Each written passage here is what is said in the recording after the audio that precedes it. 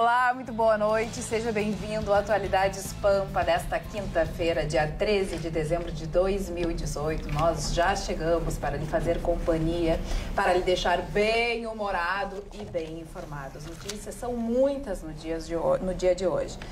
Uma delas se refere ao presidente Michel Temer, que assinou uma medida provisória na área da aviação civil. Logo mais, Gustavo Vitorino vai tratar do assunto com detalhes. Mais uma vez, a futura ministra Damares Alves deu declarações polêmicas que repercutiram durante todo o dia. Uma medida cautelar assinada pelo conselheiro César Miola, do Tribunal de Contas do Estado, suspendeu o acordo, aquele acordo das obras em torno da Arena do Grêmio, também foi uma notícia do dia de hoje. Mas o Ruschel chegou com uma notícia incrível que me causou uma tristeza enorme. A Prefeitura de Porto Alegre, a Prefeitura, aquela que a gente reclama, que tem muito buraco em Porto Alegre, que cada vez que chove os buracos pioram e a chuva está chegando ou não está chegando, Marne Barcelos. Então, realmente, a gente está sempre falando da falta de verba, pois a Prefeitura perdeu de ganhar 150 milhões por falta de projeto. Conta essa história pra gente aí. Dona Carla, primeiro saudando o seu comando. Muito bem, se recuperou. Porque eu vou contar pra vocês o que acontece cada vez que vai começar o Atualidades Pampa. Quando Magda Beatriz está no comando, ele olha para Magda Beatriz e diz assim: bom programa, dona Magda, bom programa, dona Magda. E hoje ele ficou no silêncio. Eu disse: não vais me desejar um bom programa, Ayrton Ruschel. Filo ao vivo. Muito bem. Vou contar pra Magda amanhã. Conta tudo. Não precisa, alguém vai tem contar um antes. fofoqueiro numa bancada. É a minha função aqui. É a minha função. Tá de espião agora e não sabia? Fofoqueiro. Por isso que tu tá de preto. Fofoqueiro. Uma camisa. Por sinal, que camisa, hein? Que camisa. Da Gola. Ah, agora que sim. produz para lá Martina, Uruguaia, Dudalina e Pachistê, que é desse humilde apresentador de televisão, que está lançando a sua edição Réveillon com a benção do pai Paulinho nas cores branca, vermelha e azul, que é as cores do Réveillon. Será que o Se Paulo não tem comprar, outras cores para dar para pague em ele? 10 cheques. Tá bonito. Eu vou dizer uma coisa. Eu acho que o fica Chicão, legal de preto. O Chicão não quer dizer, é o seguinte, a Gola, que é um dos melhores fabricantes de camisa do Brasil, do Paulo, não é apenas do sul do país, é do Brasil. É a que fabrica as camisas XT. Então, assim, além de comprar o charme e a grife Chicão Tofani, você compra a qualidade da Gola no mesmo produto. E outra coisa, a Gola escolheu eu e o Vitorino por ser talvez os apresentadores de televisão mais charmosos, mais bonitos, de maior atitude, no qual o Mulherio tem uma identificação sanguínea para lançar a camisa com nanotecnologia a partir de janeiro. Que é uma camisa que não amarrota e a mulher pode atirar cerveja em você e ela fica legal. Rebate. É a prova de raio. Dona Carla, eu já tenho que pedir para o Papai Noel. Ciúmes de mim e do Vitorino. A nossa relação é permeada pelos ciúmes. Eu e o Vitorino, nós somos espancados pelo Mulherio. Que isso, Porque as mulheres vêem nós como um símbolo sexual. Uma ciumeira. Chicão, mostra a marquinha aí, Chicão. Mostra a marquinha aí. Aqui, ó. Eu tô mostrando a minha marquinha. Eu tenho meta pro Natal. Se o Vitorino me emprestar a camisa para eu dar uma volta na Rua da Praia ali. E ganhou uma casa. Você já tem meta. Vou voltar à seriedade deste programa, Dona Carla com K. Voltarei à seriedade desse programa. Dona Carla com K, voltarei à seriedade desse programa. Que é o que me cabe. Vamos lá. Na verdade, a gente tem que descontrair mesmo, porque a notícia é de tirar qualquer um do sério. Existe o projeto Drena Porto Alegre. A gente que passa nesses alagamentos, e aí não são pouco, qualquer chuva, a gente entende que hoje tudo é asfalto, a dificuldade que se tem de fazer o escoamento da água. Aí nos habilitamos através de um projeto em 2013, eu vou repetir a quantia, 150 milhões. Ah, juro barato? Não, de graça. Foi dado um crédito de 150 milhões à nossa prefeitura para que nós apresentássemos um projeto e lá fosse apreciado a sua viabilidade e viria o dinheiro a fundo perdido, mas não precisaria pagar um centavo. perdemos o prazo, dona Carla. Eu não sei nominar, eu não sei o que dizer, eu não quero responsabilizar, não vou saber quem é, eles que façam auditoria, que está havendo sindicância, né? A minha função é só ver que cada vez, senhores, que nós estivermos com o nosso carro metido de água até a gente imaginar que teríamos 150 milhões, quem sabe, para aquele alagamento ter recebido um escoamento, né, um cano fluvial lá que possibilitasse o fluimento da água normal, né, e nós por falta de projetos perdidos. E quanto tempo já com essa possibilidade? Desde 2013? 2013 o projeto tinha prazo para apresentar, 2015, e a verdade agora o Ministério das Cidades já retirou, já não há mais a verba, não adianta como apresentar. Mas, isso não denota-se uma incompetência total? Não, falta de projeto é o fim da picada. É o fim da picada, eu estou dizendo, estou dividindo. Mas a gestão pública está ao fim da picada. Fala, Vitorino, tu que sabe tudo. Querido. Não, é que tem algumas coisas que a gente tem que observar. Como eu não li esse edital e desconheço esse recurso, tudo bem. Eu quero levantar algumas questões.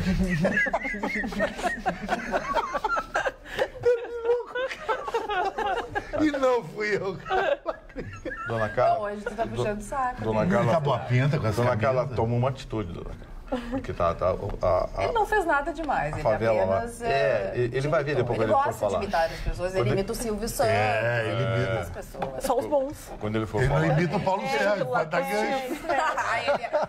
Ele imita, mas ele é inteligente, né? Esperto. Tudo bem? Ó. É isso aí, gente. Tá, vamos passar pro Gente, é o seguinte, esses Ninguém projetos... acredita mais em nós, Esses Ricardo. projetos têm um mecanismo de contrapartida que muitas vezes passa despercebido. Por isso que eu digo, eu não quero criticar ainda porque eu não li o dispositivo.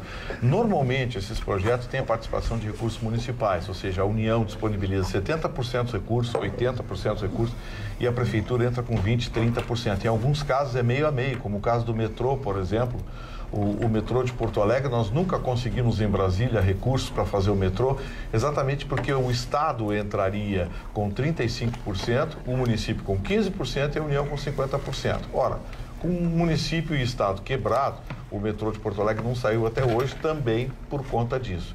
Então, assim, como eu desconheço, eu fico com a notícia do Dr. Ayrton Ruschel, que é no sentido de que nós perdemos, mas muito dificilmente existem recursos totais a fundo perdido. Normalmente existe uma contrapartida, seja 10%, 20%, 15%, 25%, eu não sei. Então eu quero, sobre esse tema, ter um certo cuidado até não fazer a crítica. Mas como o Ruschel disse que já vão instalar uma sindicância para ver quem é que deixou isso passar, é porque então estão assumindo o erro. E falando exatamente também em obras e tudo mais, o conselheiro César Miola, hoje suspendeu, através de medida cautelar, esse acordo que tinha entre a empresa para ela receber, porque ela tem um conjunto habitacional e está precisando do habite. Em troca do habite, ela se comprometeu a fazer algumas obras no entorno da Arena do Grêmio. Então, depois de inspeção, o Tribunal de Contas do Estado entendeu que esse acordo, se for feito do jeito que está, isso quer dizer que a empresa, depois que ganha o habite, pode não fazer a tal das obras. Então, eles querem acertar exatamente isso. O conselheiro César Miola pediu que a empresa oferecesse garantias. É a OAS, né? Uhum. E na situação que está a OAS, o conselheiro César Miola... É outro nome de empresa, né? Ele é uma subsidiária da OAS. É uma subsidiária. A OAS está sob recuperação judicial. Eles entendem que a empresa quer, na verdade, o habite para vender os imóveis. É o que ela quer. E depois se desaparece. Vai realizar ou se não vai realizar obras. Vai fazer ou não vai fazer. O que o conselheiro César Miola está recomendando? Que se apresente garantias de que vai se fazer a obra. Se orce a obra pública do entorno do Grêmio e ali a coisa se ganha uma garantia. Porque o que está acontecendo? O Grêmio foi vítima. O Grêmio, quando se mudou para a Arena, o Grêmio tinha o compromisso, tanto da OAS quanto da Prefeitura, de realizar as obras. As obras ali eram partilhadas. Então as pessoas reclamam, porque o Grêmio, porque o estado do Grêmio, porque isso, que aquilo. O Grêmio nessa história é vítima. Essa história é vítima, porque quando ele se mudou para a Arena, ele tinha o compromisso, não era nem promessa, compromisso assinado da Prefeitura e da OAS, da construção da infraestrutura ali. O que aconteceu? Diante do que aconteceu com a Arena e dos problemas que enfrentam os torcedores do Grêmio para acessar o estádio, A decisão do conselheiro César Miola, o doutor César Miola, quem eu conheço, é um técnico, é uma figura maravilhosa, já foi presidente do Tribunal de Contas do Estado. Ele deu uma liminar suspendendo. Não, para aí. Não dá o habite, porque o que vai acontecer? O que é provável que aconteça é, recebe o habite, vende os apartamentos, entrega os apartamentos, pega o dinheiro e some. Adeus. Some do mapa. E como a gente vê isso com a coisa pública, né? Então, me parece muito mais uma medida de garantia de segurança. Marli Barcelos, quero te escutar não imitando Gustavo Vitorino. Tem um assunto muito sério para falar, já que estamos falando em doação, né? Doação de 150 milhões, a Alemanha houve por bem destinar 190 mil euros para ajudar o Museu Nacional, ali na Quinta do Boa Vista, no Cristóvão, no Rio de Janeiro.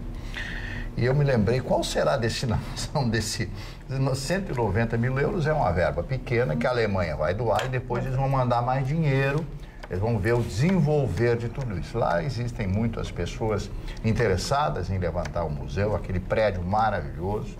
Eu morei muitos anos no Rio, Quinta da Boa Vista, São Cristóvão. Vitorino deve ter ido lá dezenas, centenas de vezes, que é um lugar, tem um parque lindíssimo ali na Quinta da Boa Vista, aquele prédio imponente que foi construído antes da chegada do Dom João VI ao país, tanto é que ele tem mais de 200 anos. Um pedaço da história do Brasil. Sim, você vê que Dom João VI, quando viu aquele casarão recém-chegado, corrido, né, por causa da chegada de Napoleão, a frota inglesa trouxe escoltou, né, de Lisboa até o Rio de Janeiro, cobraram, evidentemente, os ingleses cobraram toda aquela escolta e eles chegam ao Rio de Janeiro. Ele vai procurar um lugar para a família imperial morar, com a dona Carlota Joaquina.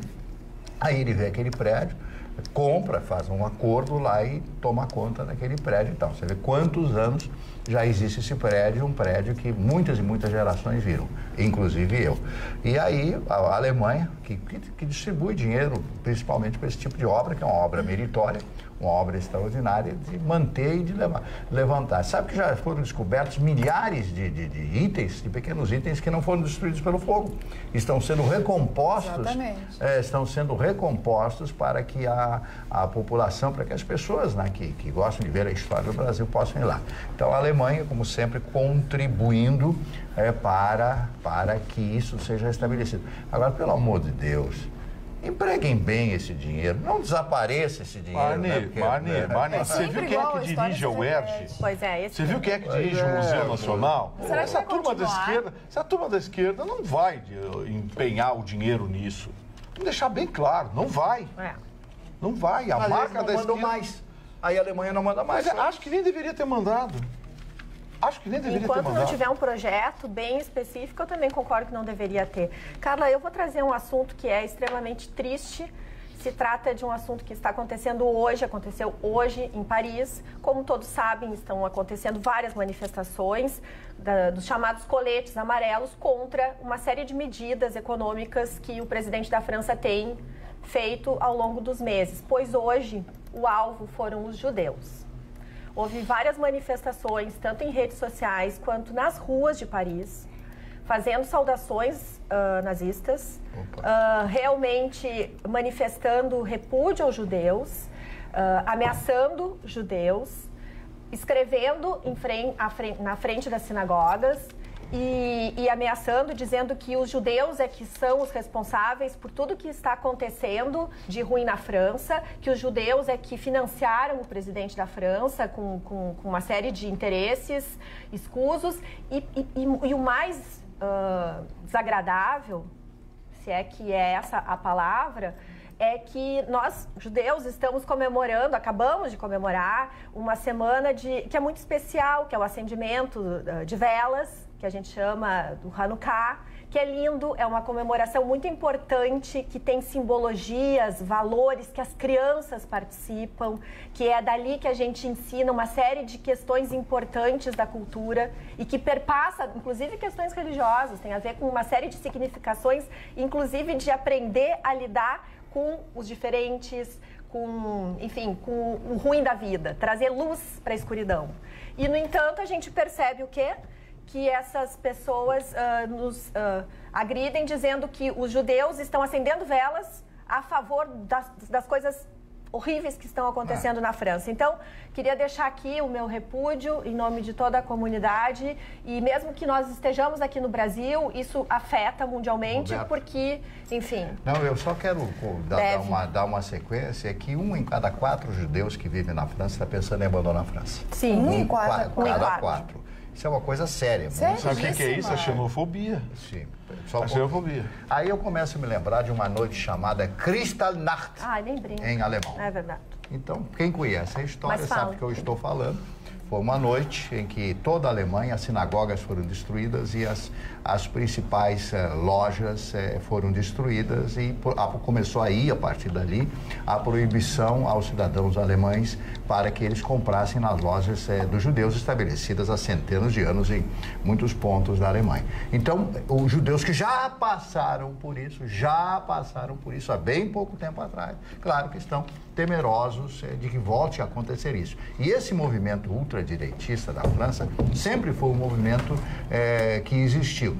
Mesmo na época da ocupação nazista, quando as tropas alemãs chegam a Paris, né, com as divisões Panzer, etc., eles chegam lá, quando Paris é tomado, quando os próprios franceses diziam ali mora um judeu, ali mora outro judeu, isso na Polônia também aconteceu, a mesma coisa, existe por parte dos judeus essa mágoa. Mas acontece o seguinte, que o Macron está tomando medidas e como ele tem um contato com o pessoal dos bancos, Rothschild, então em função disso que eles estão acusando. Quer dizer, é muito fácil acusar as pessoas. Mas eu tenho a impressão que é um movimento que vai morrer, ele vai murchar nos próximos meses. Pelo menos eu peço a Deus, porque de novo não dá. De novo não dá. Mas aí isso não está dá. acontecendo de certa forma no mundo inteiro? Sim. Esse movimento. É uma reunião, essa rejeição que o Macron está tendo, eles estão descarregando no lado errado, né? Porque o Macron se assumiu como socialista, ele está querendo patrocinar algumas coisas, a França avançou em benefícios sociais, é aquela velha história. A Margaret Thatcher que dizia para você, sempre que você der uma libra para um inglês, eu estou tirando uma libra de outro inglês. É verdade. A Margaret Thatcher dizia isso. A França começou a criar programas sociais, que nem um certo país ao sul do Equador, né? E não pensaram quem é que eu ia pagar, né? Só que lá, os franceses, eles têm vergonha na cara. Não, para aí. Por que eu estou pagando? Por que eu sou... Lembra a quebradeira da Grécia? Países como a Noruega, pacíficos, a Suécia, o parlamento norueguês, o parlamento sueco disse, para um pouquinho, por que nós vamos mandar dinheiro para a Grécia? Nós vamos pagar a irresponsabilidade de políticos socialistas, inconsequentes e populistas. O que está acontecendo na França é que políticos inconsequentes e populistas mantiveram a França com aquela história de igualité, fraternité e cadê meu buffet? Ficou de um jeito assim, é vantagem, privilégio, aposentadoria. Sabe, você começa a criar uma máquina que vive de recursos públicos, só que os recursos públicos chega uma hora não consegue mais. Aí quiseram levantar o preço do combustível, quiseram levantar o imposto de renda, quiseram mexer na aposentadoria, quiseram mexer em programas sociais, e aí deu no que deu. Então, assim, não dá para ser irresponsável, inconsequente com a coisa pública. E tem gente que, para se eleger, faz isso. Um exemplo, o Macron. Gustavo, eu só queria voltar um pouquinho. Nós falamos há uma semana atrás sobre uma pesquisa que a TV americana CNN fez na Europa, e nós falamos aqui que na França, 1 a cada 5 jovens de 14 a 24 anos nunca ouviu falar sobre o Holocausto, não sabe o que representa. Então, nós precisamos trazer a história, isso que o Marne muitas vezes traz aqui no programa é fantástico. Nós precisamos ensinar a história mundial para as crianças, para os nossos filhos, para as pessoas, conversar a respeito, porque são memórias que, independente se são com judeus, não importa, várias comunidades sofreram atrocidades e sofrem até hoje. Então, a história está aí para nos ajudar a fazer um mundo melhor. É isso. Agora, deixa eu levantar só uma questão sobre isso aí que é importante que a gente destaque. esses movimentos e esses protestos estão tendo origem essencialmente nos muçulmanos, nos guetos muçulmanos e naqueles que têm origem muçulmana, filhos e netos de marroquinos, argelinos, tunisianos, que ganharam cidadania francesa, moram na França e que compõem um círculo de pobreza, um anel de pobreza na região da Grande Paris, que envolve ali Drancy e aquelas cidades. Esses é que estão gerando isso, porque esses foram os beneficiados pelo populismo. Então, hoje, para reverter isso, você enfrenta dificuldades. Então, estão atacando o Macron, não pelo que ele fez, mas pelo que ele está tentando desfazer. E é sabido de todos que existe um ódio latente de muçulmanos contra judeus. Sim. Então, é preciso separar o que nós chamamos de francês de raiz e o francês Nutella. Né? É que a França passou recentemente por um processo de abrir as suas fronteiras justamente porque a sua taxa de natalidade vinha caindo de uma forma absurda. Sério? Ou seja, foram convidados, né? O francês não gosta do esporte bretão? Gosta, mas gosta só de brincar, de treinar. Não gosta de fato de jogar o esporte. Não gosta de entrar em campo, é só treinamento. Só no treinamento. Eles gostam tanto da escola, aquela de ficar treinando para fazer tudo perfeito. Não estavam fazendo, né? Tinham outras propostas, principalmente nos jovens. Isso é a coisa que o muçulmano gosta, isso, né? Isso dificulta demais até a questão da resolução desses problemas, dessas manifestações, porque não existe uma liderança específica, não existe um grupo que determina que é o líder que vai representar isso para um acordo, porque isso para a política, até aqueles que tomam a frente para se mostrar querendo uma resolução, eles são ameaçados de morte por aqueles mais extremistas, os radicais, os coletes amarelos. E tanto que essa guerra começou por causa de uma questão de combustível. E os coletes amarelos é porque é um item que é obrigatório que todos os motoristas tenham. Então, por ser uma coisa, motoristas populares que vão às ruas e se manifestam, se reconhecem dessa forma, é difícil dizer quem é o chefe, quem é que pode conversar com o Macron, quem é que pode tomar uma decisão em nome desses inúmeros franceses que às vezes não são franceses. Ana, falando é tão interessante. Guerra, mas trazendo, desculpe te interromper, só porque realmente hoje a gente está com muitos assuntos e aqui dentro do Brasil também assuntos bem importantes, como o caso do desdobramento da morte da vereadora Marielle Franco. Lembrei de ti hoje, Chicão Tofani. Porque a polícia, pela primeira vez, fez busca e apreensão e tinha mandados de prisão, inclusive, contra algumas pessoas. E uma linha de investigação bem forte da polícia que tem envolvimento do vereador e de miliciano ex-PM. Então, eu me lembro muito bem que quando ela morreu, tu analisasse a forma com que foi feito o crime e disse assim, tem milícia no meio. E é exatamente isso que está se encaminhando. Depois que a pessoa que estava dirigindo, enfim, com o inquérito na mão, ela pediu para que alguns promotores entrassem na equipe. Parece que agora esse caso realmente vai ser resolvido, mas tu tinhas toda a razão. Mas eu acho, cara, o Rucho até comenta muito sobre isso, o narcotráfico, eu estudei muito, do colombiano, o narcotráfico colombiano foi a raiz do narcotráfico mundial. O modus operandi do narcotráfico, de matar os seus adversários, inclusive nos filmes, falo muito, o filme Sicário mostra exemplo tático isso. É sempre uma motocicleta, trail, sempre 250 ou 360 ou 400 trail com uma boa velocidade, aqueles pneus que sobe calçada, um dirigindo e o outro atrás com sobretudo um casaco grande com uma arma 9mm, principalmente uma metralhadora israelense, que é muito usada porque ela tem um pente pequeno e leve, pode usar 9mm e 38. E não foi o caso dela. O caso dela foi um carro que fechou e matou. Então isso não tem o componente do narcotráfico. Leva muita milícia ou até a polícia. Esse crime pode ter sido um crime até policial. E é justamente dentro da polícia que eliminar. E é o principal suspeito. E eu acho, na minha opinião modesta, que esse crime, com o tempo, vai ser abafado.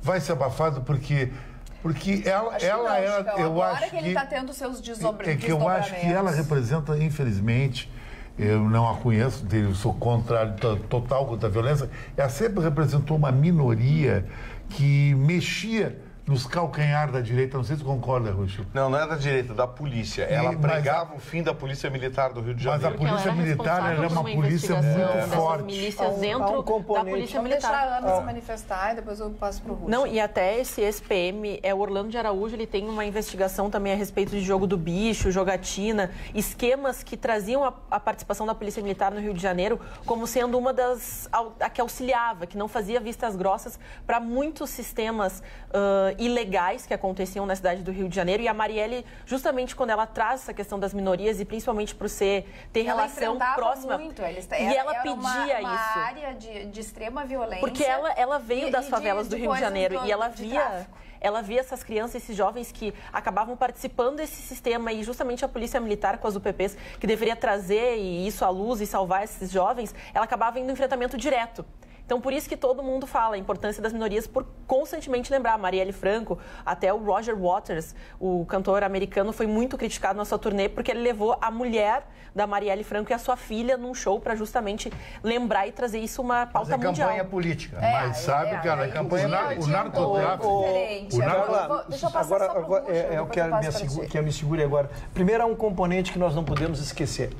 Saiu da Polícia Estadual e foi para a Polícia Federal. É verdade. Tudo passou a acontecer. Antes a gente viu aquela simulação de cena, queimaram o carro lá, balearam o carro, fizeram aquilo tudo e nós aqui na esperança de que fosse alguma coisa. Mal a gente sabia que a polícia que estava investigando, que estava fazendo um de conta. Entrou a Polícia Federal, em 30 dias saíram hoje vários mandados de prisão, já tem gente, eu não tenho a mínima dúvida, Chicão, agora com a Polícia Federal não há como encobrir. O comando é outro. E queria linkar exatamente com a notícia que eu vou trazer do Rio de Janeiro e desta prisão, para que nós possamos entender um pouquinho o que falou a dona Ana Carolina quando ela falou da corrupção dentro do Rio de Janeiro nas suas instituições. Foi preso o ex-presidente do Conselho Estadual de Defesa dos Direitos Humanos e da Pessoa Humana. Olha que título bonito que ele tinha. Vou repetir. Conselho Estadual de Defesa dos Direitos Humanos da Pessoa Humana. O presidente? É o presidente. Presidente do Conselho dos Direitos Humanos da Pessoa Humana. Tu sabe o que ele fazia, Gustavo? Desde 2014 ele estava na folha de pagamento do PCC. Sabe qual era a missão dele? A missão dele. Informar. Exatamente. Ele tá dava o endereço dos agentes penitenciários, dos familiares dos agentes penitenciários, ou seja, ele entregava todo o serviço. E tinha uma segunda função. Esse material recebido de um coronel da Brigada, um abraço ao coronel Moura, que me subsidiou aqui. Depois eu fui atrás, porque eu precisava ter a fonte, né? E realmente a fonte é fidedigna, tá? Já é a notícia circulando nacionalmente, né? O que eles faziam, Gustavo? É o mais estarrecedor. A função dele era criar notícias contra a polícia. Desmoralizar a polícia. Então ele, como tinha toda a representatividade dos direitos humanos, então ele fomentava, ele inventava casos, ia para a imprensa e criava casos de policiais que teriam cometido algum excesso. E assim ganhava a mesada do PCC. E assim ganhava uma mesada do PCC. Quantas mortes esse rapaz provocou, dando endereços de agentes penitenciários. Ele é um assassino. Então, ele foi preso, agora saiu a condenação dele, 16 anos, é pouco, porque tinha que ser 300 anos. Então, a gente pode entender que uma investigação dessa da Marielle, se ficar na Polícia Estadual do Rio de Janeiro, não ia acontecer nós vamos estar aqui com barba e não vamos ter solução.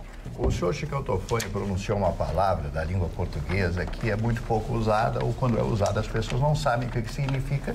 A palavra é sicário. O que é sicário? Sicário é um matador de aluguel. É um matador de aluguel. Sicário, o que quer dizer? Sicário é um matador de aluguel. É uma pessoa contratada para matar outra pessoa. É o que acontece no Rio de Janeiro. Eu me lembro que num dia, numa manhã qualquer do Rio de Janeiro, eu me exaltei lá na rádio que eu trabalhava. O senhor se exaltou, seu mano? Não, porque eu estava dando notícia daquela morte dos meninos na Candelária. Pois não. Na Candelária. E aí comecei a fazer invectivas contra o grupelho, e eram policiais que estavam ali. E daqui a pouco eu comecei a ouvir uns estampidos. Estavam atirando contra o prédio da empresa. Atirando de metralhadora contra o prédio da empresa para ameaçar, para fazer, não invadir, etc. Porque é uma rádio muito famosa. e etc, etc. Eu passei por muitas coisas no Rio de Janeiro, entre as quais este fato, né? Agora, o povo do Rio de Janeiro é maravilhoso, as pessoas são maravilhosas, as pessoas são muito boas, como, aliás, é o povo brasileiro, a origem, a antropologia, antropologicamente falando, a respeito do povo brasileiro. Agora, o que se tem é a degradação e a destruição do policial no Brasil, especialmente no Rio de Janeiro. Nada a ver com o Rio Grande do Sul. Todos esses policiais que foram referidos aqui, toda a história do Rio de Janeiro, que já advém de muitos e muitos anos, na polícia militar como na polícia civil, é cheia de corrupção. O camarada é um funcionário da polícia civil. Aí o filho vai fazer medicina na Inglaterra. E ele paga com salário, não tem como, não é compatível isso aí, não existe. Então você começa a fazer uma série de análises, claro que existem policiais honestos. Eu tive um grande amigo meu, que era delegado de polícia no Rio de Janeiro, na 22ª, 21ª, não me lembro mais, que era uma pessoa honestíssima, frequentava a casa dele, conhecia a história dele, a esposa, dos filhos e tudo mais. Agora, conheci também outros policiais que eram absolutamente corruptos, arrogantes e prepotentes. Faz parte da história. São os degredados que vieram para este país, que vieram de Portugal, os degredados, e construíram esta sociedade. Agora, não pensem que isso não existe nos outros países. Se você for para a Inglaterra, você vai encontrar político corrupto, você vai encontrar gente mau caráter, você vai encontrar batedor de carteira, lá em qualquer lugar do mundo tem. Agora, lá no Rio de Janeiro houve um certo exagero, né? É o índice por metro quadrado que define a evolução de uma sociedade. Mas o que me assusta, desculpa, só para não perder um monte, é que talvez haja até dificuldade, porque Obrigado, seu Mário. Muito educado. Há uma engrenagem funcionando que eu acho que tu tens dificuldade até pela tua sobrevivência, tu teme pela tua vida, se tu tentares quebrar a engrenagem. Eu me imagino tu chegando numa delegacia que está toda... Foi o que aconteceu com a Marielle. Tentou quebrar a engrenagem. Tentou quebrar uma engrenagem. Tu chega numa delegacia totalmente comprometida, desde o delegado até o outro porteiro, e tu diz assim, não, eu não vou receber, eu não quero. Tem que entrar no esquema. Se ele não entrar no esquema, ele não sobrevive. E aí vai São vir Paulo tem isso. essa questão de ameaça. E ameaça a tua família, ameaça o seu filho, teu filho estuda. Tem uma caixinha. Lógico. Então é muito difícil. Se não for de cima para baixo e muito forte o movimento, nós não vamos terminar com a corrupção. Muito bem. Nossa foto já está postada no Facebook do Atualidades Pampa e as pessoas já estão se manifestando. Depois a Ana vai ler os recadinhos. Mas aí vai o meu beijo especial para o Tiago Máximo, para o Samuel, para a Liane, para a Elisete, para Maria Rosaura, para Shirley Amaral e todos os telespectadores que já estão se comunicando, estão curtindo a nossa foto, estão colocando comentários no Facebook do Atualidades Pampa. Já no atualidades@pampa.com.br, o André Lacerda diz o seguinte: boa noite, bancada. Prezada doutora Carla, tenho absoluto prazer de ver este programa. Me identifico muito com o discurso voltado para a causa dos povos do Dr. Ruschel. Admiro e respeito a sabedoria serena e didática do Sr. Marni. Muito obrigado. Admiro linda e centrada a doutora Roberta, com seu pragmatismo que emociona, admiro muito. A senhora mesmo, com sua elegância sutil, digna de versos de Caetano. Mesmo o conservadorismo do Dr. Gustavo, que apesar de discordar, o tenho na mais elevada consideração pela sua coerência e sustentação intelectual. A menina Ana, uma simpatia, espero que ela se posicione mais. Calma, ela ainda está bem no início, já está se posicionando bastante, né, Ana? E a Magda, a Magda, já pedi ela em casamento várias vezes e desistiu.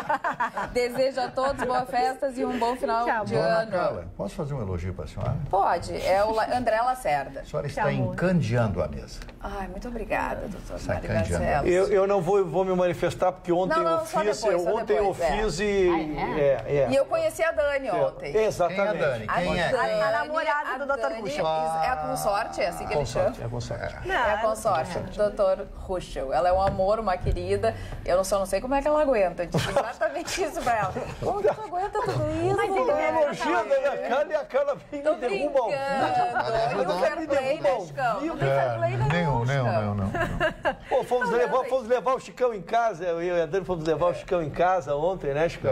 Ficou muito simpático, como sempre. Agora, Gustavo Vitorino, foi boa notícia essa da medida provisória que foi assinada hoje pelo Michel Temer, o presidente Michel Temer, a respeito da aviação civil. Foi uma boa notícia e ela era prevista, tanto que somente esse ano as ações de duas das principais companhias aéreas brasileiras ou ditas brasileiras subiram bem acima da inflação. Mas tem um aspecto que nós temos que considerar nisso aí. A aviação brasileira vive um jogo de cena. E eu explico qual é o jogo de cena. Primeiro é controlada pela ANAC. Quem manda na ANAC são as companhias aéreas. Ponto. Os conselheiros da ANAC batem continência para as companhias aéreas, o que elas querem, elas fazem, estamos conversados, aprovam normas e dispositivos lá à vontade.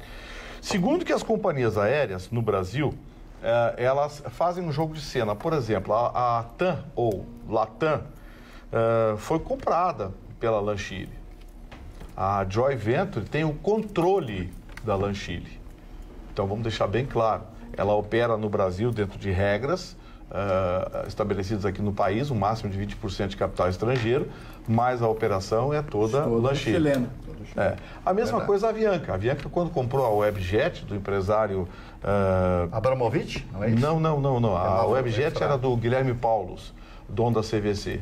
Quando foi comprada junto ao empresário Guilherme Paulus, a Webjet, ela se transformou em Avianca e foi respeitada a lei do máximo de 20%. Mas a Avianca é controlada pelos colombianos.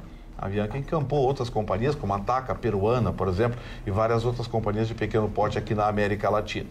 Esses são dois exemplos. Um terceiro exemplo é a Azul, que, embora seja uma companhia brasileira, opere no Brasil respeitando esse mesmo limite de 20%, pertence a um americano que tem mãe brasileira, que tem cidadania brasileira, mas ele é americano e controla da Flórida a Azul. Então, essas três companhias praticamente têm controle externo já. Cumprem a lei no Brasil, mas têm um controle externo. A única que sobrou nesse tiroteio todo foi a Gol. E a Gol comemorou, porque a Gol quer fazer um aporte, sim, de capital e quer uma parceria internacional. E a medida provisória fala em 100% de capital estrangeiro. O sonho da Gol é ser comprada pela American Airlines, né? Isso, esse é o grande sonho de consumo da Gol. Algumas pessoas atribuíram a crise da Avianca a essa medida provisória. A gente não tem nenhuma ligação. O problema da Avianca é inadimplência junto à Boeing e junto à Airbus. Eles não pagam os leasing? Que querem seus aviões de volta. É um caso bem simples. Inadimplência querem os aviões de volta. Então, assim, a crise da Avianca é uma crise tópica, específica da companhia por inadimplência. Acabou. Não tem nada a ver com essa medida provisória. Se o senhor me permitir, eles querem pagar apenas 8%. E os 92% não pagar. Não vão concordar os credores. Com certeza. Esse é uma alternativa que... quer dizer, propor pode propor, até é bobagem, né? Essa é uma delas. Então, assim, o que vai acontecer no mercado aeronáutico brasileiro, eu não sei. A malha aeronáutica brasileira é uma malha altamente lucrativa. Eu não sei porque que as companhias quebram, mas ela é altamente lucrativa, porque a passagem no Brasil é cara. Tem um custo alto também. Também tem um custo alto, porque a querosene de aviação no Brasil ela não é isenta de tributos, em países de primeiro mundo ela é. Tem a legislação trabalhista, que ainda é jurássica. Tem os sindicatos enchendo o saco dos aeronautas, dos aeroviários. Para quem não sabe, dos aeronautas é quem está no ar, dos aeroviários quem está em terra. E tem também outros aspectos que complicam bastante as companhias brasileiras, mas que mesmo assim são lucrativas. Quem lucra mesmo é a Infraero, que hoje foi dito pelo Paulo Guedes que vai privatizar daqui a pouco. Porque daqui nós pagamos 3 anos é a previsão. Porque nós pagamos a taxa aeronáutica caríssima. A taxa aeroportuária no Brasil é um roubo, para dizer o mínimo. E a Infraero é um cabidão de emprego, né? Ele quer extinguir, né, a Infraero e privatizar todos privatizar os aeroportos, vende e fiscaliza os abusos. Porque, evidentemente, por exemplo, aqui no Salgado Filho, nós não vamos ter concorrência. Então, se a Fraport resolver cobrar uma taxa aeroportuária de R$100, ninguém pode dizer nada. Aí é que entra essas ANAC, esse sistema de controle que até hoje não funciona, porque, na verdade, eles defendem as companhias aéreas. Então, eu entendo assim, simplesmente privatizar a Infraero, liberar para o capital estrangeiro, eu acho que é um passo muito grande para a solução do problema. Mas a fiscalização vai ter que ser rigorosa e ela vai ter que pensar sempre no cidadão, na população e não nos grupos econômicos. Roberto. O Gustavo está super coerente. O aval, essa medida provisória que o Temer assinou hoje, tem 120 dias para o Congresso, então, chancelar. Teve o aval do Paulo Guedes, ele avaliou junto com a equipe econômica atual. O que tem de possibilidades? Com a entrada de capital estrangeiro, nós vamos possivelmente ver uma abertura de novos destinos, o estímulo ao turismo, uma geração de empregos e um barateamento das passagens. É o que eles querem. Esse é o discurso, é o discurso oficial. Sobre a Avianca, eu acho importante trazer alguns dados. Ela entrou com um pedido de recuperação judicial e no segundo trimestre do ano passado, deste ano, a companhia aérea teve um prejuízo de 144 milhões de reais. Na semana passada, ela foi acionada judicialmente pelo não pagamento das parcelas de arrendamento de 11 aeronaves e foi determinada, então, a busca e apreensão desses aviões. A Avianca, ela opera em voos regulares desde 2002, tem 49... é a quarta maior fatia do mercado, perdão. Entre janeiro e outubro, ela transportou 10 milhões de passageiros, que é 10% do total de passageiros no Brasil. E ela opera hoje em 26 destinos domésticos e 4 no exterior, com mais ou menos umas 290 decolagens por dia. Eu estou trazendo esses dados porque estamos num período de férias, muitas pessoas vão viajar. Quem tem passagem comprada da Avianca, segura, segue. Por quê? Porque a recuperação judicial, ela gera exatamente esse movimento de manter a empresa operando. Então, tudo indica que a Avianca vai continuar operando, as pessoas vão poder voar, vão poder usar, enfim, Natal utilizar, agora, né? Tudo tranquilo, porém é uma questão que realmente eles vão acionar. E agora, com essa medida provisória, é mais um alavanco econômico bem positivo para o nosso mercado. Em Brasília, olha só o que aconteceu. Foi no dia de hoje, Ana, que aconteceu lá em Brasília, o episódio. Sim. Bom, 2 crianças de mais ou menos 6 anos estavam brincando no pátio, né, do prédio. Uma delas acabou caindo, se machucou, subiu e foi falar com os pais. Os pais desceram e acabaram batendo na outra criança, Ana. É, infelizmente, um vídeo que chocou a muitos brasileiros, principalmente aos pais, porque esse caso que aconteceu em Brasília aconteceu num condomínio fechado, onde 2 crianças brincavam na quadra esportiva desse complexo habitacional. Elas brincavam, uma delas teve um acidente, sozinha acabou caindo, se atrapalhou com a bola e machucou o rosto. Só que parece que quando ela chegou até os seus pais, ela falou que tinha sido agredida pelo seu companheiro de jogo.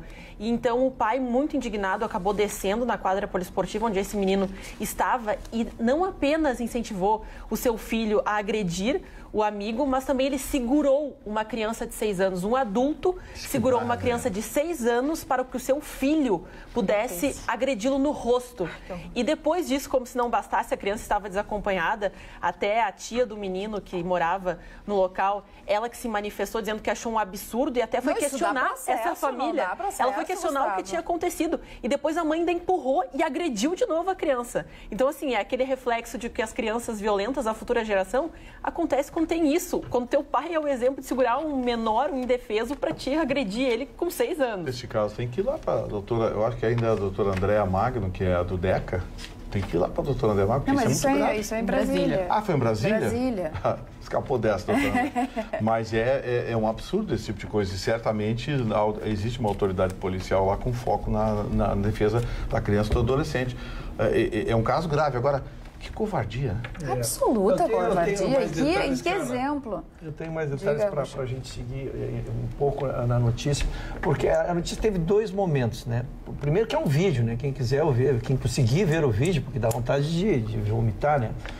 Realmente nem a agressão houve, o inusitado. Mas ainda que pudesse ter havido, né? 2 crianças de 6 anos, né? Nada justificaria, mas nem a agressão houve. Aquele pai vem, ele segura a criança e permite, e manda o seu filho, que também se sente constrangido, uma criança, tu vê com medo, seu pai bate nele, a criança fez um ato instintivo e bateu. Aí, não satisfeito, desce a mãe mais deslocada e empurra a criança. Lógico que essa tia já tomou as providências, lógico, causou um furor no condomínio, lá, um condomínio bem abastado. Ele está sujeito a uma lesão corporal. Um condomínio bem abastado, lógico, estamos falando de um nível altíssimo. Né? A pena que se sujeite lesão corporal é de 3 meses a 1 ano. A pena poderia, no máximo, enquadrar ainda como uma ameaça, né? Uma ameaça porque segurou o menino e mandou coisa bater. De crime de menor potencial ofensivo. Exatamente. Nós não vamos... Mas eu acho que a maior punição é esse vídeo estar rodando, tá? Porque essas pessoas, Ana Carla, eles têm amigos, eles frequentam uma sociedade e o comportamento deles está exposto. Isso está girando nos principais noticiários do país. Eu acho que às vezes a punição ela vem de uma forma bem pedagógica, porque esse vídeo oportunizou isso. Mas a família não vai desistir, pois não? Os pais da criança incentivando essa agressão. Olha, então tu vê que o exemplo que deveria acontecer. Parece que o conselho tutelar pode até se meter no meio desse caso, porque que educação é essa que pai e mãe seguram a outra criança para a criança bater no amigo, que nem aconteceu nada, que, né? Quer dizer, estão incentivando a criança a mentir. Eles não buscaram explicações. Eles não buscaram, eles simplesmente chegaram e criaram aquela situação constrangedora. A criança estava na casa da tia, a tia já comunicou os pais já foram à delegacia, vai iniciar um inquérito, o assunto não vai morrer, né? Mas volto a dizer, às vezes a punição pública, ela consegue ser maior do que a própria punição. Eu acho que quase sempre. Mas, Carla, tá difícil de ser, a punição da justiça tá difícil. Trazendo aqui as nossas mensagens no WhatsApp, também temos uma situação aqui que preocupa bastante. O Luiz, ele não quis identificar exatamente a sua cidade, a sua localidade, mas ainda repercutindo o caso Marielle, ele fala: eu sou servidor estadual e fiz denúncias há alguns anos. Acabei com uma tentativa de homicídio contra mim e ameaças contra a minha família. Então é justamente algo que a Marielle também tentou fazer, se envolveu e infelizmente acabou vítima. Nem todas as corporações são pacíficas. E ainda que coisa constrangedora, a gente traz a tese aqui, mas fica estarrecido quando vem um caso concreto, uma pessoa de pele e osso que sofreu na carne, né? E até tem outra manifestação aqui: concordo com o Chicão, acho que vai representar um bode expiatório. Os verdadeiros culpados só daqui a alguns anos, em torno de 50 por aí, quando os envolvidos já estiverem mortos ou o crime pronto para expirar. Até as câmeras de vigilância estaduais foram desligadas antes do crime. É verdade. Participa aqui o nosso telespectador. E também aqui um abraço para o Luiz de São Leopoldo, que está na nossa audiência. E tem gente perguntando, Chicão, onde é que compra essas tuas camisetas? O Júlio de Viamão está querendo saber. Só respondendo sobre esse caso da Marielle, o narcotráfico brasileiro, ele é diferente do colombiano. Ele não atenta, raramente ele atenta contra político e jornalista. Só aconteceu um caso de um jornalista da Globo, aí que praticamente desmantelou o Comando Vermelho. O Tim Lopes foi um caso raro disso aí. É diferente do colombiano. O colombiano atenta ao político, ao presidente da República, a senadores e deputados. O brasileiro, o narcotráfico, ele vai muito em cima do policial e dos juízes. Isso é uma característica. Essa história das câmeras, que praticamente filtrava toda a avenida onde estava passando o carro da Marielle, que onde ela foi morta nesse atentado, mostra que o narcotráfico não tem essa tecnologia. Então isso é um crime bem direto com os policiais e milícia. Por isso que eu acho que não é interessante para ninguém descobrir isso. Nem para o novo governo que vai assumir o Rio, a nova Secretaria de Segurança, porque é mais fácil, como o telespectador falou, armar um bode expiatório. É o chefe do Comando Vermelho, do Morro do Alemão. E matam ele. Matam ele numa operação policial e esses aí ficam resguardados. Eu acho que essa é a interpretação minha. Quanto às camisas XT do modelo Réveillon, que são coleções que eu lanço esporadicamente, é comprado diretamente comigo. Pode não entrar tem no loja. teu Instagram, Loja é o comprador do CPF, o cara que vai lá na loja, ele fica na fila e pega. A senhora quer o cupom para concorrer a um panetone, a um carro aqui no shopping? Esse não é o meu comprador. O meu comprador é o cara fecha, descolado. Chicão não tem nem a maquininha. Não, com dinheiro. Existe, com dinheiro. Não existe a maquininha. O cara me liga e diz assim: eu quero de 2 a 6 as camisas, não tem, é sempre aquele padrão de cor, aquele estilo, e ele vai apanhar comigo ou no Charim, ou ele vai no Varietal, no restaurante da hora apanhar comigo. Vai ter a oportunidade de conhecer. E tem uma oportunidade da gente bater um papo de conhecer. Uma coisa, tu falasse que a pessoa te liga e faz o pedido. Mas a pessoa talvez não tenha o teu telefone. Se não tem o teu telefone, pode se comunicar pelo Instagram ou pelo Facebook. Pelo Facebook. O meu telefone é fácil. O meu telefone é o único de Porto Alegre. Que eu vou porque o meu telefone é desde 1993. Eu tentei te ajudar, Chicão. Quando era telefônica, Peguem as canetas, era vivo, era alugado. ligado o telefone. Ele era 9710466 e depois ele ficou 99710466. Todo mundo sabe. Eu não tenho nada a perder. Meu telefone está sempre... Tá até, eu acho que até no guia, até aquele guia fácil. Não, não tenho inimigos, nada. No guia o que eu posso ter inimigos é mulheres que me nas perseguem. Páginas amarelas. Exato. Nas páginas O que eu tenho é problemas na guarda da minha rua, que as mulheres ficam rondando lá, me perseguindo. Pois é. Mas quem também usa gola na versão feminina é a Magda Beatriz, que hoje, né, está num evento abrilhantando, com certeza, muitas pessoas, investidores, mas ela vai trazer, provavelmente, né, na sexta-feira mais informações. Na quinta-feira, é o mistério da quinta-feira. O senhor tem medo que atentem contra a sua vida? Alguma mulher atente? Nunca briguei com ninguém. Tô falando sério. Nunca briguei. Nem com mulheres. Mulher, eu já fui abduzido nisso aí. Duas mulheres foram na minha casa, dizendo que me entregaram um presente e me coagiram. Eu fiz até um BO na polícia e me levaram para casa dela. Fizeste bem, Chico. E fizeram coisas assim que a gente fala... Te usaram, Chicão? Mulher, exatamente. Te usaram? Eu tive esses atentados que as femininas têm na versão masculina. Mas o senhor mesmo com medo que as mulheres têm. É sair dolorido, pisado e lesionado nisso aí. Mas o senhor funcionou. Mas sempre, eu estou sempre engatilhado. Olha, sem pudor, Chicão. Eu tô muito chateado com isso, Chicão. Porque as mulheres se excederam com o Chicão, se excederam porque com o Chicão. Porque ele é um rockstar. Ele, por isso que as pessoas agora têm que ser contidas. Eu tenho uma vantagem. Tem que ser um segurança.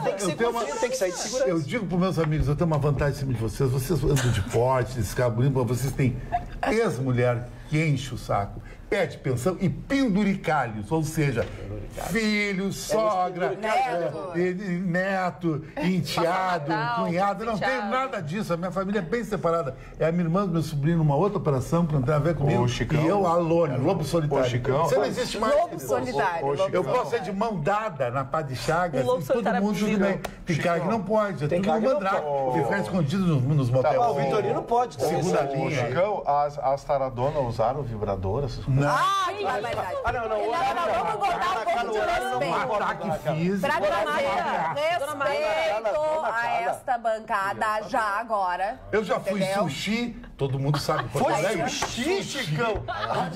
Não, mas já fosse despedida de solteira, eu fui sushi.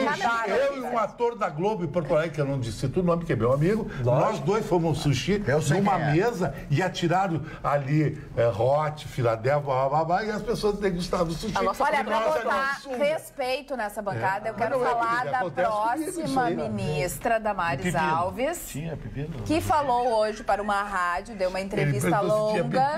Não, eu não estou escutando. Eu estou com problemas desse lado aqui, ó, porque eu estou com ponto, daí a nossa... Nosso oitavo, nono elemento, já perdi as contas, não está gostando do assunto de vocês. Então... Passando para Damares Alves, que é a futura ministra, hoje ela deu então a entrevista e ela falou sobre a vida dela, disse que ela sofreu de abuso ainda na sua infância e relatou outros fatos ainda da sua infância e também trouxe a questão da escola, que é um assunto que a gente aborda com muita frequência sobre o abuso. A gente tratou bastante ontem, né, a respeito disso, então vou dar uma desviada no assunto. Ela disse o seguinte sobre as escolas: nós vamos para a escola ensinar o menino a respeitar a menina como menina. No momento em que você diz lá na escola que menino é igual a menina, o menino então vai poder dar, desculpe o termo, mas foi esse que ele usou, porrada na menina. A menina aguenta, às vezes, as brincadeiras de meninos? Não aguenta, diz a nova ministra. E também disse o seguinte: nós vamos voltar a dizer na escola que menina é menino e menino é menino. Vamos ensinar os meninos, quem sabe, a levar flores para as meninas das escolas. Uma contra-revolução cultural nessa nação. Então, ela disse que não é contrária às aulas de educação sexual, mas que precisa ver quem dará essa aula de educação sexual. Mas ela não assegurou também que vai continuar com essa proposta no governo de Jair Bolsonaro. E ela disse que está conversando com o Ministério da Educação a respeito desse assunto. Para Damares, as escolas devem abordar o assunto respeitando as faixas etárias dos jovens e segundo as diretrizes estabelecidas pelo Estatuto da Criança e do Adolescente, entre outras coisas que ela disse nessa entrevista. Então agora, vamos terminar a hipocrisia. Eu já fui abusado, e eu disse, e por mulher mais velha. Por isso que eu tenho trauma de mulher mais velha. Até hoje eu tenho isso. Bom, hoje uma mulher mais velha para abusar de divas... anos atrás. Não. Achei que ele era criança. Criança não. Uma mulher mais velha abusar dele hoje vai ser difícil. Né? Não. Há uns 5 anos atrás.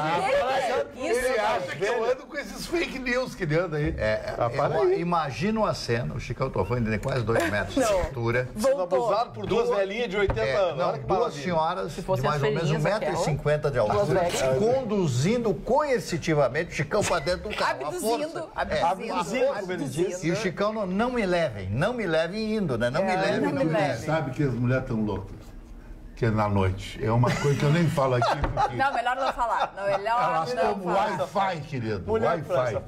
Doutora Roberta, por favor. Comprimido que fica alucinado. Gostaria de trazer a informação. Hoje teve realmente a Polícia Federal, fez buscas e apreensão no Ministério do Trabalho e em vários locais do país. É uma das etapas da chamada investigação registro espúrio. Foram 14 mandados de busca e apreensão em Brasília, Goiânia, Anápolis, em Goiás, Londrina, no Paraná. A investigação é sobre suposto esquema de envolvimento de corrupção ativa, passiva, lavagem de dinheiro, peculato, falsificação de documento público. E esse suposto esquema funcionava da seguinte forma: havia uma restituição irregular do pagamento de contribuição sindical. O sindicato afirma que pagou uma contribuição sindical indevidamente e pede a restituição. O dinheiro, então, saía indevidamente da conta emprego e salário, onde é depositada a contribuição sindical, e ia direto para o bolso dessas pessoas, dessa suposta organização. Há indícios de quase 13 milhões de reais que foram saqueados dos cofres públicos. O ministro Edson Fachin, responsável pelo caso no Supremo Tribunal Federal, mandou bloquear mais de 29 milhões de reais, que estão com 14 pessoas físicas e 5 empresas. E há suspeitas também de fraudes na autorização de registros sindicais. Também, hoje, houve apreensão e buscas em gabinetes de deputados, porque se sabe que tem um núcleo administrativo e um núcleo político para que esse suposto esquema funcionasse bem, entre aspas. Então, está aí um dos motivos pelos quais esse ministério está sendo desmantelado e por isso que o que é de direito, o que é de fato interesse que o Ministério do Trabalho faça pelo bem dos trabalhadores, ele vai cumprir, mas não necessariamente manter essa máquina de roubalheira total, né? Então, muitas coisas ainda vão acontecer e eu lembrei muito do Gustavo quando eu entrei em contato com essa informação hoje, porque nós tanto falamos há semanas atrás da importância de mexer nesse vespeiro. Esse Ministério do Trabalho, ao longo dos anos, arrumou encrenca para todos os ministros. É um problema atrás do outro. Entregaram para o PTB lá do Roberto Jefferson, antes tinha entregue para o PDT o ministro substituto agora sabe, é uma sacanagem atrás da outra, porque no Brasil o grande negócio virou vender a carta sindical, vender um patrimônio. Vai ver que é por isso, Gustavo Vitorino, e a notícia está completa no sul.com.br, você acessa a hora que quiser e não paga nada por isso. Para 75% dos brasileiros, Bolsonaro e sua equipe estão no caminho certo, e é uma pesquisa do Ibope. 75% dos brasileiros acreditam que ele está fazendo a coisa certa, pelo menos por enquanto. 14% diz que ele está no caminho errado, 11% não sabe ou não responderam. É bem interessante a pesquisa porque ela aponta ainda, segundo os brasileiros, quais os principais problemas do país. Aí os entrevistados, eles disseram, foram 5, né, setores: saúde, 46%, desemprego, 45%, corrupção, 40%, segurança pública, violência, 38% e educação, 32%. E as prioridades, quais deverão ser as prioridades? Melhorar os serviços de saúde sempre em primeiro lugar, 41%, promover a geração de empregos, 40%, combater a corrupção, 36%, combater a violência e a criminalidade, 36%, e melhorar a qualidade da educação, 33%. E outras também questões estão no osul.com.br.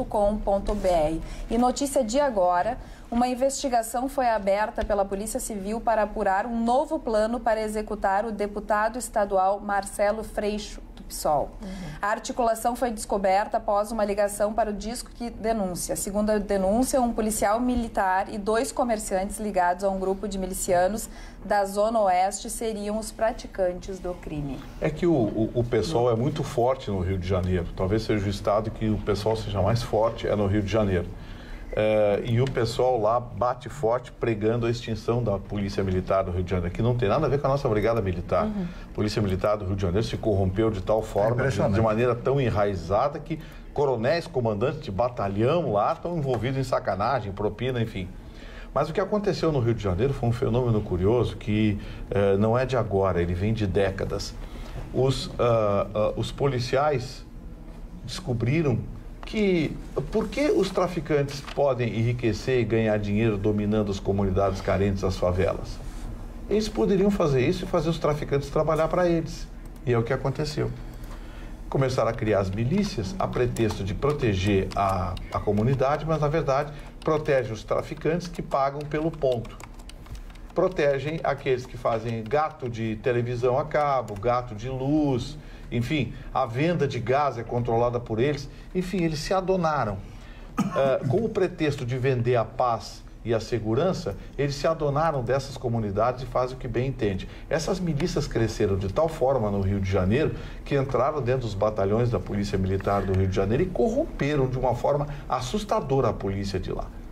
Essa corrupção atingiu outros escalões. Chegou à Assembleia Legislativa do Rio de Janeiro, chegou ao Tribunal de Contas do Estado do Rio de Janeiro, chegou ao Executivo do Rio de Janeiro e, olha, o Judiciário não está sendo investigado, mas eu não duvido que não tenha chegado também aos corredores do Judiciário do Rio de Janeiro.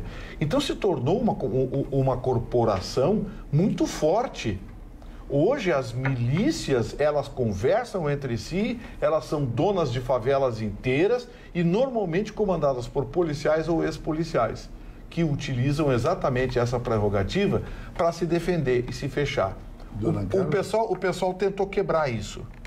E o Freixo é o símbolo dessa tentativa de quebrar. Foi um sistema instituído de forma muito fácil. Muito. E como justamente as pessoas que deveriam coordenar e fiscalizar isso, elas acabaram entrando dentro desse sistema, tanto que até fiquei surpresa com os dados das UPPs, que nos últimos 10 anos elas têm sido muito efetivas para acabar com o crime dentro das favelas. Mas só que a gente fala, termina com crime, mas a que ponto? Associando pessoas do poder a esse novo sistema gerido. Ou seja, os traficantes entram os políticos. Né? É o crime do pé de chinelo. O filme, o Chicão viu, né? Chicão, Tropa de Elite 2. 1 e 2 fala bem assim. É o que a gente acha que acontece, o 2 é o que realmente acontece. O jeito que mataram o cara é parecido ao jeito que mataram a Marielle. Aquele deputado que aparece no filme foi inspirado no Marcelo Freixo. Mas, dona Carla, eu queria falar sobre o governo Bolsonaro. Dona Carla, porque eu, além de conhecer o Bolsonaro, não sou íntimo amigo dele, mas me dou com ele. As lideranças do partido aqui do Rio Grande do Sul, eu frequento, Carmen Flores, Onyx Lorenzoni, Bibo Nunes, Capitão Nascimento, são meus amigos, sabe? E eu fui um cara que sempre apoiei Bolsonaro por uma questão de ideologia e DNA parecido antes dele se candidatar. Mas eu acho que o Bolsonaro, ele só corre um risco de não ter um bom governo. O principal pilar do governo Bolsonaro foi, na campanha, eu acho que deve ser, queira Deus que ele consiga, a segurança. O resto do Brasil vai dar certo, o Brasil é um país muito rico, o Brasil não precisa nem técnico. O Brasil é um Manchester City, pode tirar o técnico e o time ganha. O Brasil é só não ter a corrupção, que eu acho que a corrupção vai ser combatida, Sérgio Moro é um craque nisso. Agora o Bolsonaro tem que cuidar da segurança. As pessoas falam comigo quase todo dia que eu pego aplicativos diariamente, sabe, sobre a segurança, que a segurança é vital. Vamos primeiro a Ayrton Russo e depois Marne Barcelos. vai falar desse assunto? Não quero cortar. Vai trocar de outro assunto. O meu tem link. São 2 links de assunto. Primeiro, em relação ao Ministério do Trabalho, tá? Já está na 3ª ou 4ª operação aqui, e a importância da Lava Jato está exatamente aí, porque quando começou lá em cima, nós já estamos agora no 3º e 4º escalão e não para se descobrir coisas, né? Então, como é importante que a investigação siga, porque é uma teia que vai se fazendo. Há um cabeça, mas há o 2º escalão, há o 3º escalão da corrupção e ele não para. A notícia que eu queria trazer é só a questão do COAF, que nós discutimos exaustivamente essa semana aqui, porque me dá a ideia de que atirou no que viu e acertou no que não viu. Nós trouxemos a notícia, dona Carla, dizendo que haviam 10 deputados que foram afastados da Assembleia e que por isso estavam todos os seus assessores sendo investigados. Então se pediu, o COAF fez a lista de todos e apareceu uma movimentação anormal dentro deste motorista do Eduardo Bolsonaro, é isso? Do Eduardo Bolsonaro. Não, do Flávio Bolsonaro. Aí, num primeiro momento, se fez 1,2 milhão, se fez a questão da movimentação. Mas quando se fez a análise analítica, adoro repetir, que o Marlon sempre me corrige, a análise analítica, se descobriu o seguinte, que todos os dias do pagamento, sai a folha de pagamento, os 9 assessores do Flávio Bolsonaro pegam e uma determinada quantia e depositam na conta deste motorista. E esse motorista vai e faz saques regulares de 5 mil e não se tem ainda para onde ele manda esse ideia. Esse é o modus operandi que existe no Brasil inteiro, que são de deputados que cobram valores dos seus assessores. Então, eles pegaram os últimos 6 meses, então, sempre saiu o 13º. No dia seguinte, todo mundo fez uma mesada neste coisa. E o que mais impressiona, dona Carla, é porque eu acho que ele deveria, este rapaz que recebeu esses depósitos, até para que tirasse qualquer nuvem de cima, viesse e dissesse, não, é por causa disso ou por causa daquilo. Ele está desaparecido. Então, eu acho que é uma coisa... Então, não é de volume, mas sim de uma prática que é usual, de que é o deputado cobrar dinheiro dos seus assessores. Usual e legal.